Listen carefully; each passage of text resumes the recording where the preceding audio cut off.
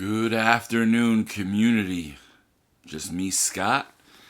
We're going to be reading in the Gospel of Matthew, chapter 11.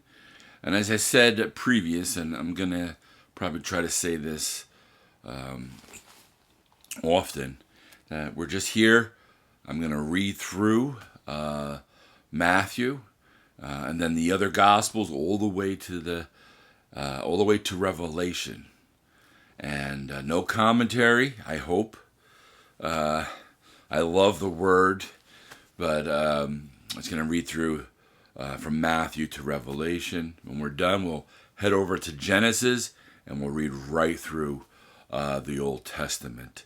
I hope. That is my prayer request, is the read through the New Testament and then the read through the Old Testament. So here we go. After Jesus had finished instructing his 12 disciples, he went on from there to teach and preach in the towns of Galilee.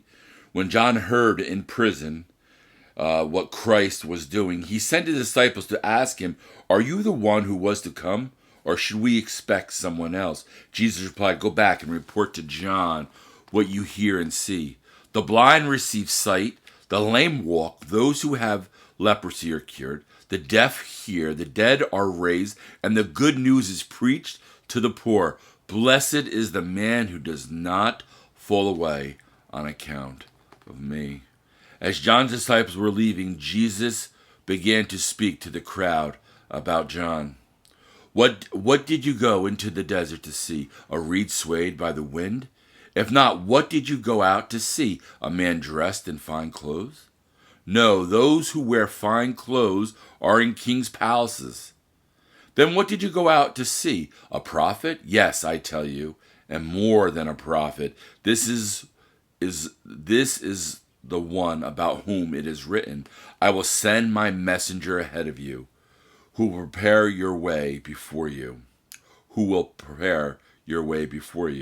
I tell you the truth, among those born of women, there has not risen anyone greater than John the Baptist. Yet he who is least in the kingdom of heaven is greater than he. From the days of John the Baptist until now, the kingdom of heaven has been forcefully advancing, and forceful men lay hold of it. For all the prophets in the law prophesied until John. And if you are willing to accept it, he is the Elijah who was to come. He who has ears, let him hear. To what can I compare this generation? They are like children sitting in the marketplace and calling out to others, "We played the flute for you, and you did not dance. We sang a dirge, and you did not mourn." For John came neither eating nor drinking, and they say he was a demon. He has a demon. The Son of Man came eating and drinking, and they say he was a glutton and a drunkard, a friend of tax collectors and sinners. But wisdom is proved right by her actions. Then Jesus began to denounce the cities in which most of his miracles had been performed, because they did not repent. "Woe to you, Chorazin!